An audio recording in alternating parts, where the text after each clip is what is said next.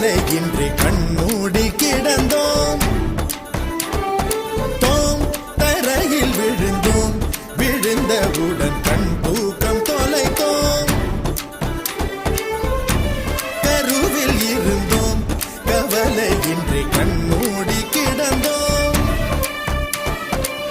அப்போது அப்போது போன தூக்கம் நம் கண்களிலே எப்போது எப்போது வந்து சேரும் விடை தோணலையே.